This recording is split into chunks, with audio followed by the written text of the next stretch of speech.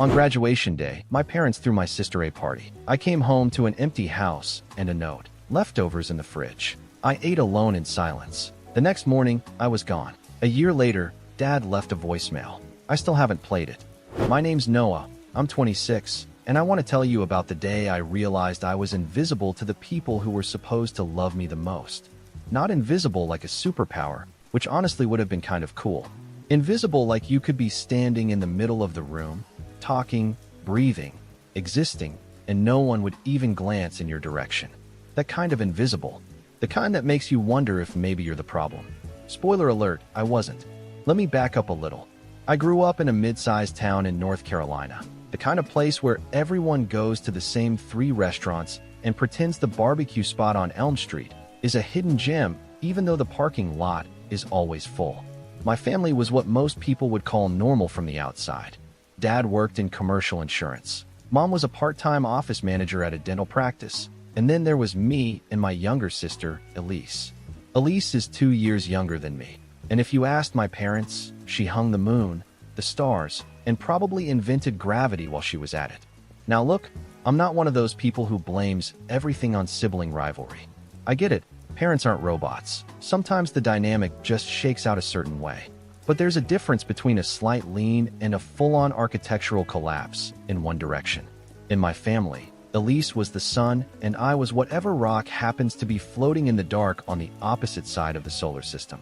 I don't even think it was malicious, at least not at first. It just was. Elise was the loud one, the performer, the kid who would sing at family gatherings and make the aunts cry. She did theater in middle school, cheerleading in high school, student council, homecoming court, the whole highlight reel. And every single thing she did, my parents were front row. Mom once drove 45 minutes in a thunderstorm to watch Elise's junior year talent show where she sang a Carrie Underwood song. I'm not even exaggerating when I say I had a cross-country meet the same weekend that was 15 minutes from our house, and neither of them showed up. Dad said he forgot. Mom said she thought it was the following week. It was on the fridge calendar, in red ink, that I wrote there myself. I was the quiet kid. Good grades, not great. Ran track, played a little guitar, kept to myself mostly. I wasn't causing problems, but I also wasn't giving anyone a reason to put me on a pedestal. And in my family, if you weren't performing, you were furniture. I learned pretty early that asking for attention was like yelling into a canyon. You'd hear your own voice bounce back, and that was about it. There were 100 little moments over the years that chipped away at me. The time Elise got a brand new car for her 16th birthday, a used Honda Accord, nothing crazy, but still. I got my license 6 months earlier and was told to take the bus until I could save up for my own. The time Mom threw a surprise party for Elise's acceptance into state, and I found out I got into UNC Charlotte from a letter I opened alone at the kitchen counter while everyone was out getting Elise's celebration cake. I remember standing there holding this envelope, reading the word congratulations, and the house was completely empty. I put the letter on the fridge myself. It stayed there for 2 days before Mom noticed and said, "Oh, that's nice, honey. That's nice, honey," for words that could summarize my entire childhood. But I kept going. I told myself it didn't matter, that I'd make my own way, that once I graduated and got out into the world, I'd build something they couldn't ignore. I put my head down, worked hard through college, double majored in finance and economics, held down a part-time job at a bookstore near campus, and graduated with honors. Not summa, but solid. Dean's List. I was proud of myself. I really was. And maybe, just maybe, I thought this would be the thing that made them see me. Graduation day was in May. Beautiful weather, the kind of spring day that feels like the universe is giving you a thumbs up. I woke up that morning feeling something I hadn't felt in a long time. Hopeful. I ironed my white shirt, put on my tie, looked at myself in the mirror, and thought, today they'll be proud. Today is my day. The ceremony was at 2 in the afternoon. I had told my parents about it weeks in advance. I had texted the details.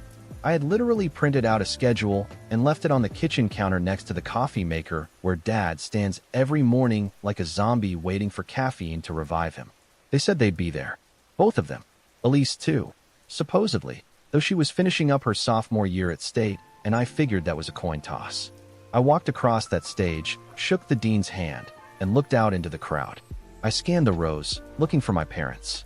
I figured maybe they were in the back, or maybe they were running late, Or maybe Dad parked in the wrong lot, because the man has the directional sense of a confused pigeon. I told myself a dozen little stories to explain the empty feeling in my chest. They weren't there. I found out later what happened, and honestly, this is where the story starts to go from sad to something else entirely. While I was walking across a stage in a cap and gown, collecting a degree I'd worked for years for, my parents were at home throwing a party. For Elise. She had been named vice president of her sorority. Vice president of a sorority. And apparently that warranted a full backyard celebration with streamers, a cake from that fancy bakery downtown, and about 20 of her friends. I drove home after the ceremony still in my gown because I didn't want to change in a parking garage like some kind of graduation gremlin. I pulled into the driveway, and the first thing I noticed was the cars. There were cars everywhere. For a second I thought, oh my God, they threw me a surprise party. My heart actually lifted.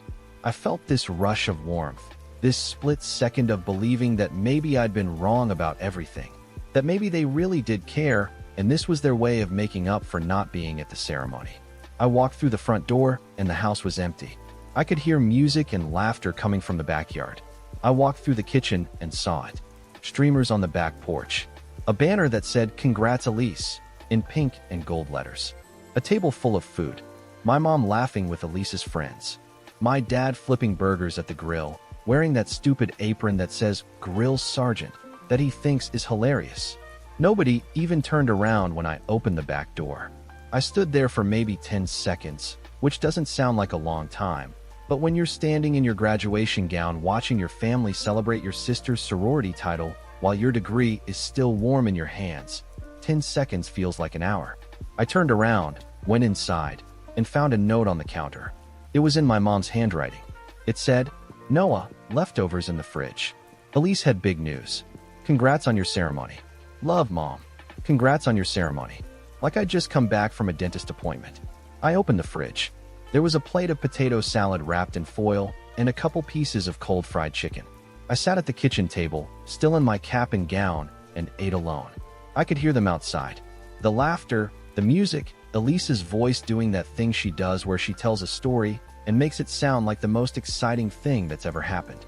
I sat there chewing cold chicken and staring at the wall, and something inside me just clicked off. Not anger, not sadness, just nothing. Like someone found the fuse box of my emotions and flipped every switch to off. I finished eating, washed my plate, went upstairs, and sat on my bed for a very long time. The next morning, I was gone.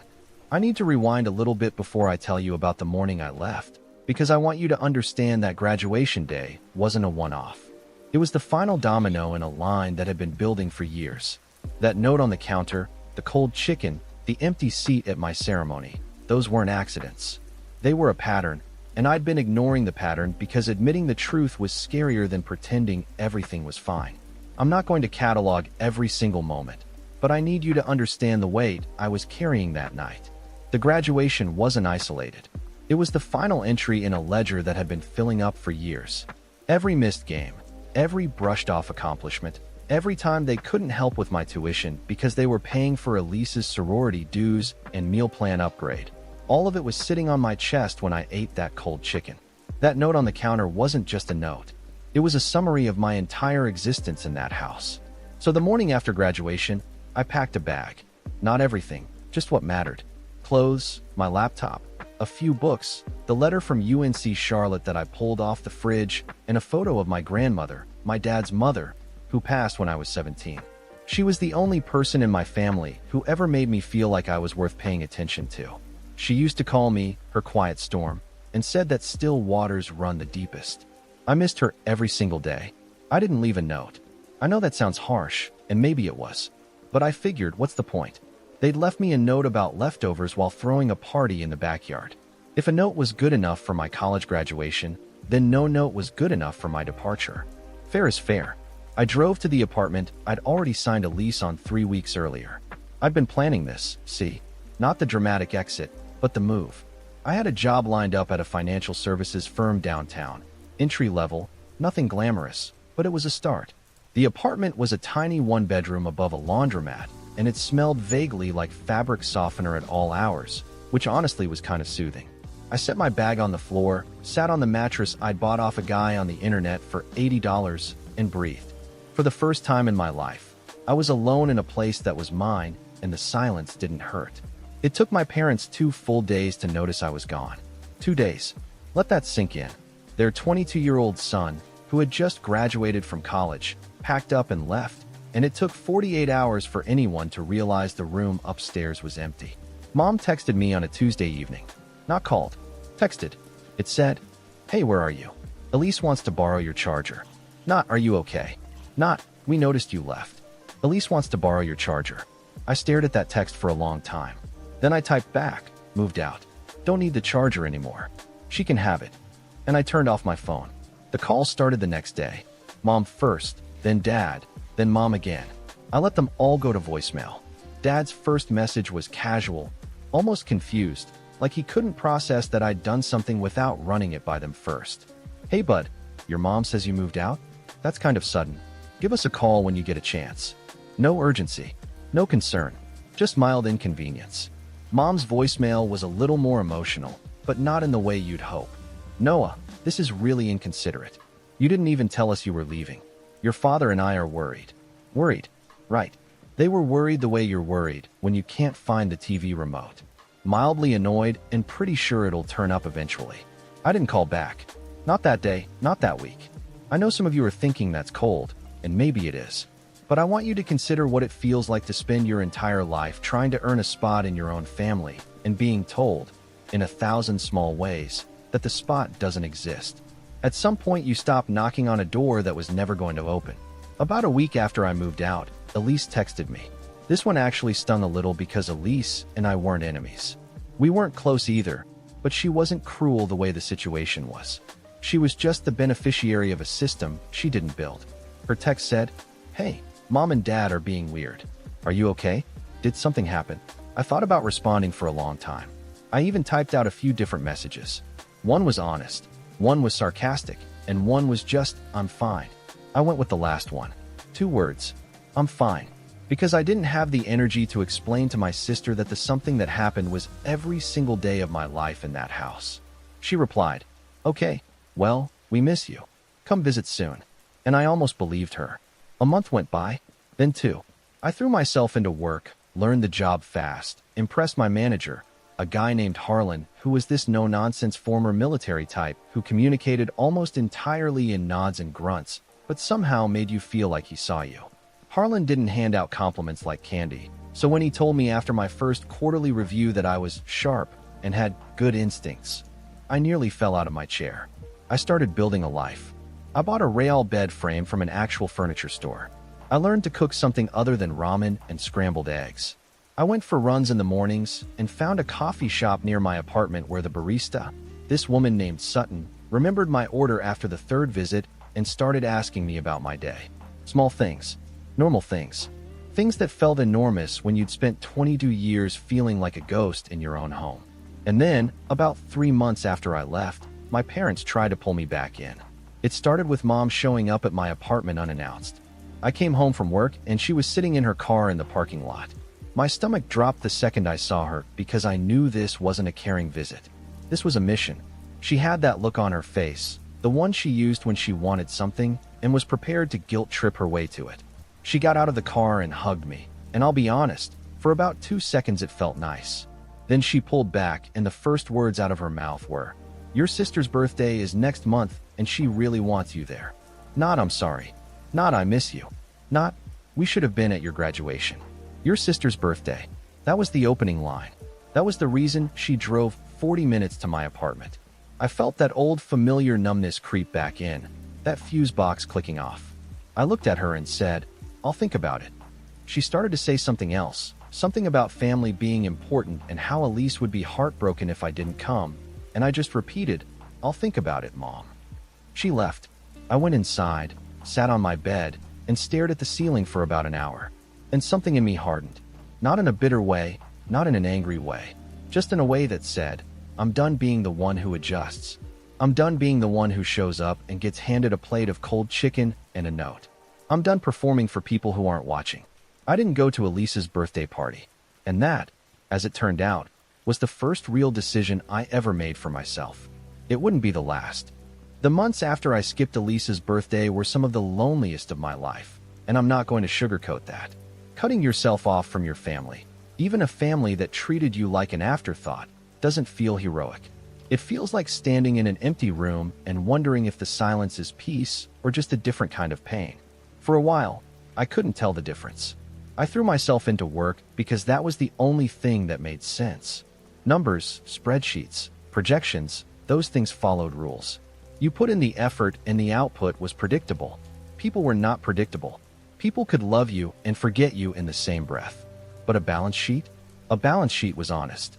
Harlan noticed I was burning the midnight oil. He didn't say anything for 2 weeks, just observed me the way he observed everything. Then one Friday evening he walked past my desk, dropped a business card on it, and said, "My buddy runs a financial planning practice. Pays better. Call him Monday." Then he kept walking. The name on the card was Deacon Merritt. I called Monday, interviewed Wednesday, had an offer by the following week. Sometimes the people who care about you the most don't make a production out of it. They just quietly open a door and let you decide whether to walk through it. Deacon was the opposite of Harlan in every way. He was loud, expressive, told stories that went on for 15 minutes, and somehow circled back to the point right when you thought he'd lost it completely. He was in his mid-50s, had this booming laugh, and ran his practice like a family dinner. Everyone talked, everyone contributed, and if you had a bad idea, he'd tell you it was a bad idea, while simultaneously making you feel smart for having an idea at all. I'd never met anyone like him. The job was a massive step up. I was analyzing portfolios, building financial models, meeting with clients. Deacon saw something in me early on and started giving me more responsibility than my title warranted. After about 4 months, he pulled me into his office and said, "Noah, you've got something most people in this industry don't have. You listen.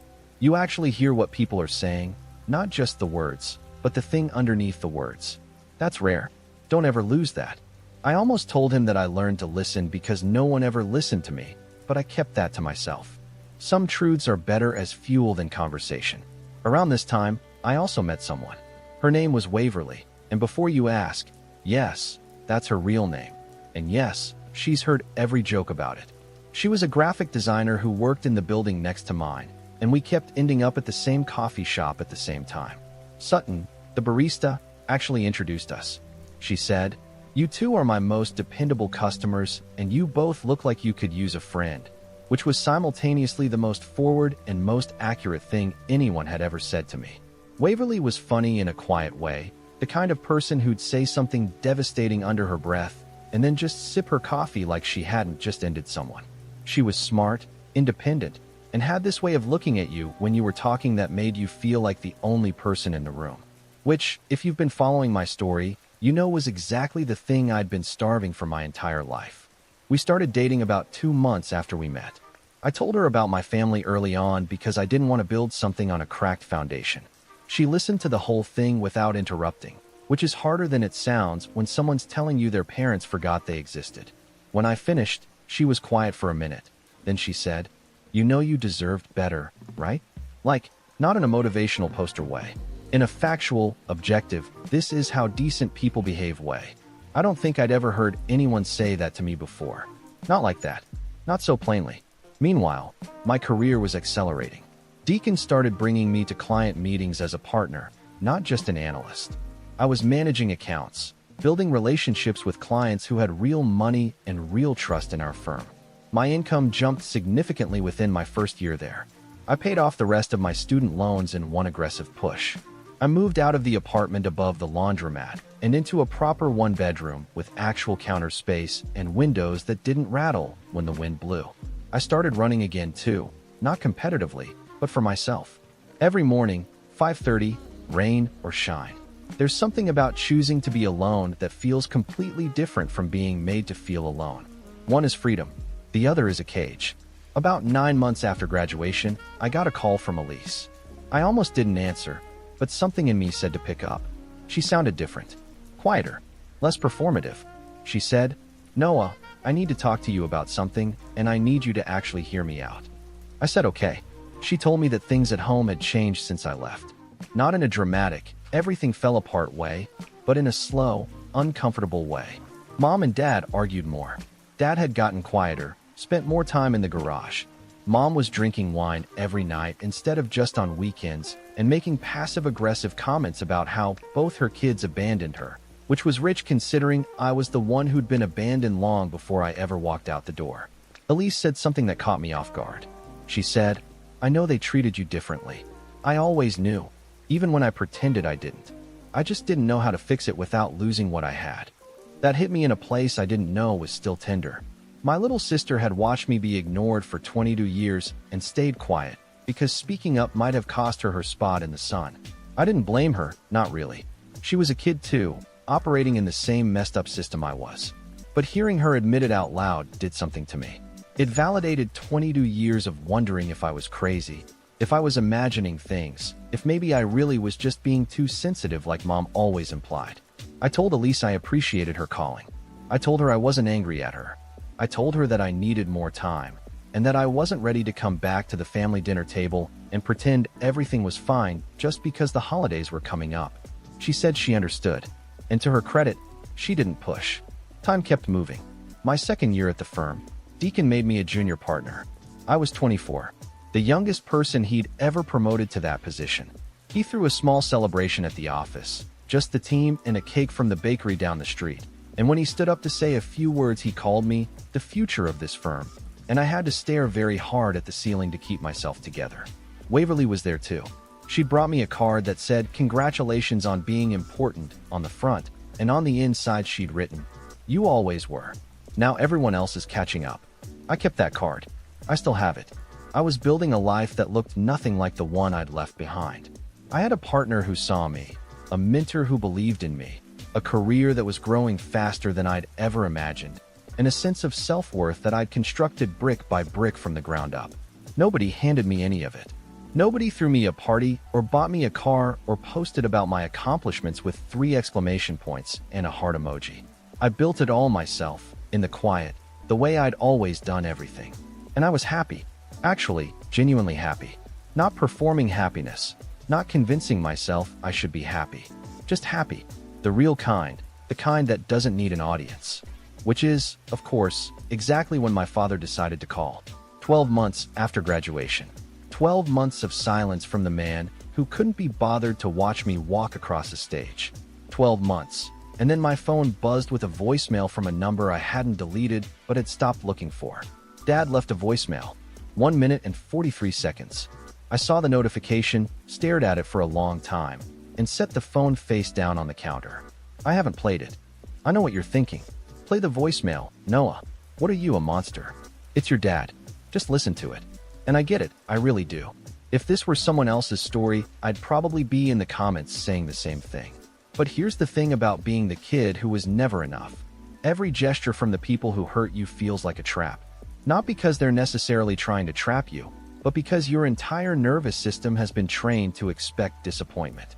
Every olive branch looks like it might be a stick. So I left the voicemail unplayed. Not as a power move, not as revenge. I just wasn't ready. I needed to sit with it, to figure out if listening to my father's voice would pull me backward into the version of myself I'd spent a year escaping. Waverly told me to take my time, and Deacon, who I'd opened up to a little about my family, said something that stuck with me. He said, "Noah, you don't owe anyone access to your peace. Not even your parents. Especially not the ones who never gave you any." Life kept moving. The firm was growing, and so was my role in it. Deacon started talking about retirement in that vague way people do when they're testing the waters. He'd say things like, "You know, I've been thinking about spending more time at the lake house," or "Waverly's got you domesticated. Maybe I should let my wife domesticate me before it's too late." But underneath the jokes, I could tell he was serious. He was grooming me to take over the practice, and the weight of that responsibility was both terrifying and deeply affirming. Around the 14-month mark after graduation, something happened that changed the entire trajectory of this story. Elise called me again. This time she wasn't reflective or apologetic. She was panicked. "Noah, Dad lost his job." I sat down. "What do you mean he lost his job?" "The company restructured. His whole department got cut. He's been out for 3 weeks, and he didn't tell anyone. Mom found out when she saw the severance paperwork on his desk." I processed this quietly. My father, The man who spent 30 years in commercial insurance, who defined himself entirely by his stability and his ability to provide, was unemployed. And he'd hidden it. For 3 weeks. That part didn't surprise me. My family's primary language was avoidance. Elise continued. It's bad, Noah. They've got the mortgage, Mom's hours got cut at the dental office last month, and Dad's been just sitting in the garage pretending to organize tools. He won't talk to anyone. Mom's freaking out. What do you want me to do about it, Elise? There was a pause. A long one. Then she said, I don't know. I just thought you should know. I told her I was sorry to hear it, and I meant that. Whatever my father had done to me, or more accurately hadn't done, I didn't wish financial ruin on him. But I also noticed something in Elise's voice, a frequency I recognized because I'd heard it in my own voice for years. She was hoping I'd fix it. She was hoping the quiet one, the responsible one, the one who always figured things out without making a fuss, would step in and handle the situation that the golden child and the attentive parents couldn't manage on their own. And for the first time, I felt something I'd never felt toward my family before. Not anger, not sadness, not numbness. I felt the irony, the cosmic, almost comedic irony of the child they forgot suddenly being the one they needed. I didn't act on it right away. I went home, told Waverly, and she looked at me with that steady gaze of hers and said, What do you want to do? Not what should you do? Not what's the right thing to do. What do you want to do? I loved her for asking it that way. I don't know yet, I said, but I'm not going to rush into anything. Over the next few weeks, I did something I'd never done before. I thought about my family strategically, not manipulatively, but deliberately. I asked myself what outcome I actually wanted, not what outcome would make them comfortable, not what outcome would make me look like the bigger person, but what I actually needed for my own healing. I talked to a therapist. Her name was Rosalind, and she was this calm, unflappable woman who had a way of asking questions that made you answer your own problems. I told her about the graduation, the note, the cold chicken, the years of invisibility. She didn't gasp or look horrified. She just nodded and said, So you learned very early that your needs weren't a priority, and now they need you. And you're trying to figure out if meeting their needs means abandoning your own again. I could have hugged her. That was exactly it. Rosalind helped me understand something critical. She said that reconciliation isn't the same as restoration. You can reconnect with people without giving them back the power to hurt you. You can forgive without forgetting. You can show up without going back. That distinction changed everything. I started formulating a plan, not a revenge plan, because this isn't that kind of story. A boundary plan. Here's what I'm willing to give and here's what I'm not plan. I talked to Waverly about it, talked to Rosalind, even talked to Deacon, who despite being a financial advisor had surprisingly good emotional intelligence for a guy whose idea of expressing feelings was a firm handshake and a nod. Here's what I decided. I would reach out to my parents. I would offer to help, not because they deserved it, but because I had the means and I'd rather live as the kind of person who helps than the kind who doesn't. But I would do it on my terms. With conditions. With boundaries so clear you could see them from space. I called Elise first. I'm going to come home, I said. But I need you to understand something. I'm not coming back to be the quiet kid who eats cold chicken and pretends it's fine. I'm coming back as an adult with things to say, and they're going to hear them. All of them, including you. She was quiet for a second, then said, Okay, that's fair. And Elise, I'm not doing this for them. I'm doing this for me. I know, she said, and I believed her. I spent the next week preparing. Not in a dramatic, writing a speech on index cards way, but internally. I thought about what I wanted to say. I thought about every moment that had cut me, every silence that had spoken louder than words, every time I'd been treated like an accessory in my own life. And I thought about who I was now. The junior partner. The guy with the beautiful girlfriend and the mentor who called him the future. The guy who built himself from scratch in a one-bedroom apartment that smelled like fabric softener. I wasn't the invisible kid anymore, and it was time they knew it. I drove to my parents' house on a Saturday morning. I brought Waverly with me, not as a shield, but as a witness. I wanted someone there who knew the real me, the me I'd become, not the me my parents had decided I was. I pulled into the driveway. The house looked the same. The hedges were a little overgrown, the paint on the shutters was starting to peel, and Dad's truck was in the driveway with a layer of dust on it that told me it hadn't moved in a while. Everything about the place looked tired, like the house itself had given up on pretending. I sat in the car for a minute. Waverly put her hand on mine and said, "You've got this. And whatever happens in there, we're going home together after." I took a breath, opened the door, and walked up to the front porch. The same porch where I used to sit as a kid reading books while Elise's laughter echoed from inside. The same porch where my grandmother used to sit with me on summer evenings and tell me I was her quiet storm. I knocked on the door. My mother opened it, and for a moment, she just stared at me like she was looking at a stranger. In a way, she was. My mother stood in the doorway looking at me like I'd materialized out of thin air. She was thinner than I remembered, the lines around her eyes deeper, wearing an old cardigan I recognized from when I was in middle school. She looked tired in a way that went deeper than sleep. "Noah," she said, and her voice cracked on the second syllable. "Hey, Mom." She hugged me, and I let her, but I didn't melt into it. I hugged her back the way you hug someone at a funeral, present but measured. I introduced Waverly, and Mom did that thing where she tried to be welcoming while clearly thrown off balance by the fact that her estranged son had shown up with a woman she'd never met. The house smelled the same. Coffee and that lavender thing Mom used to spray on the curtains. But it felt different. Quieter. Smaller. The backyard where they'd thrown Elise's party was visible through the kitchen window, and I looked at it the way you'd look at a crime scene. Calmly, but aware of everything. Dad was in the living room. He stood up when I walked in, and the first thing I noticed was that he'd aged badly. Not gradually, but the way people age when something inside them breaks. He'd lost weight, his hair was grayer, and his eyes had a hollowed-out quality I recognized from my own worst days. "Son," he said. "Dad, we didn't hug. We just stood there, two men separated by about 8 feet and 22 years of things that should have been said but weren't." Elise arrived about 10 minutes later. She hugged me tight and whispered, "Thank you for coming." Then she met Waverly and immediately said, "Oh, thank God, you look like a normal person." I was worried he'd show up with someone who also reads financial reports for fun. Waverly laughed. I almost did too. We sat down in the living room, and for a few minutes nobody said anything meaningful. Mom offered coffee. Dad talked about the weather. It was the most painfully familiar scene of my life. Everyone performing normalcy, while an elephant the size of a freight train sat in the room. So I addressed the elephant. "I didn't come here for small talk," I said. My voice was calm, steady.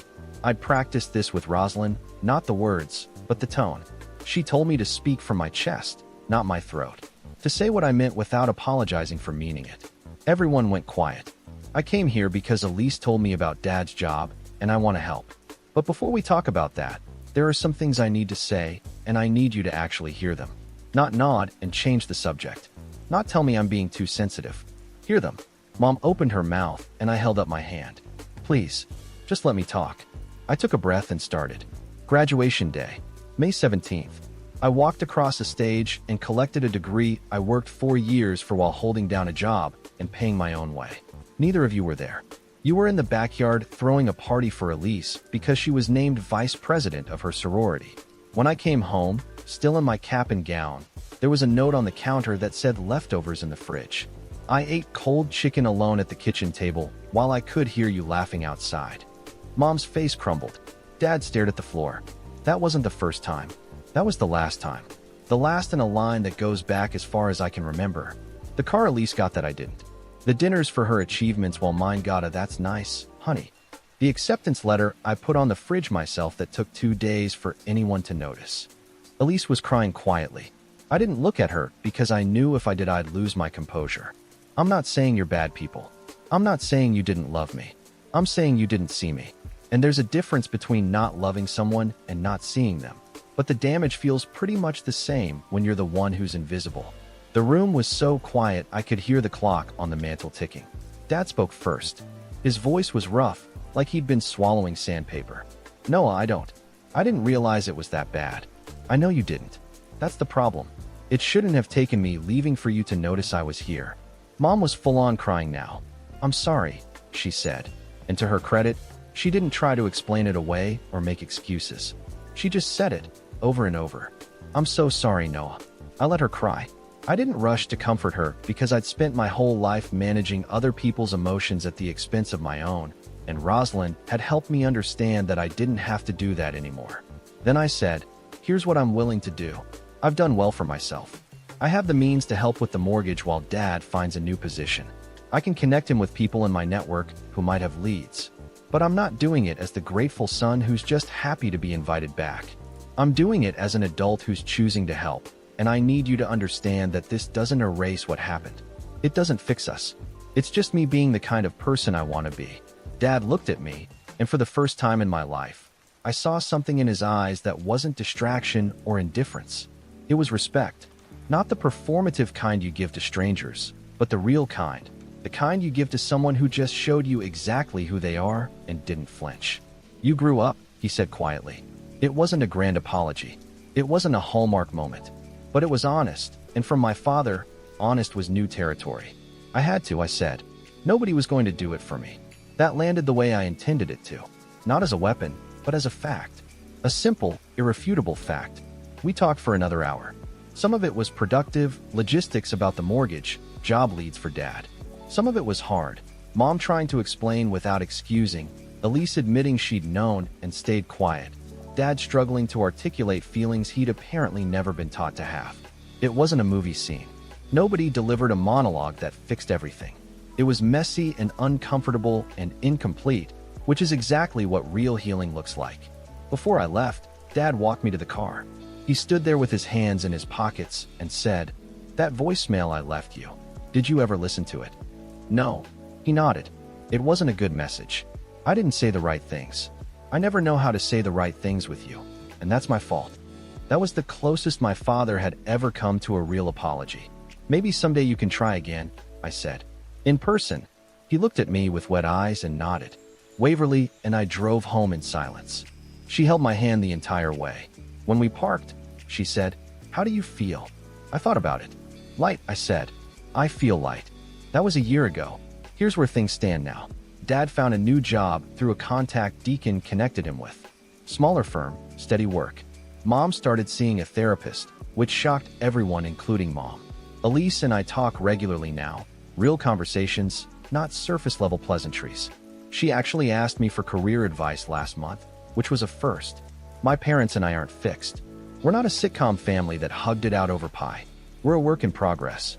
But the difference is that I'm no longer performing for their approval.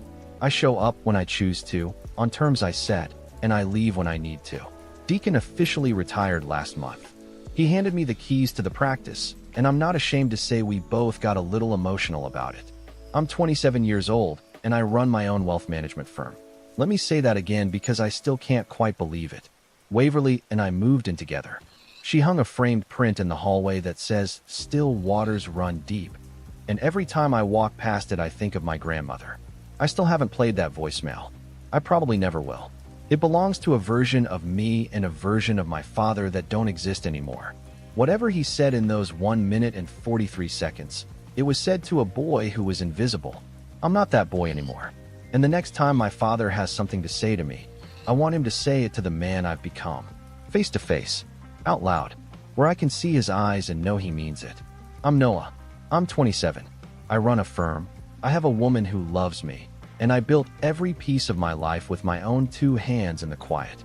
And if you take nothing else from this story, take this. You are not invisible. Not because someone finally decides to see you, but because you were never invisible in the first place. The people who couldn't see you were just standing in the wrong light.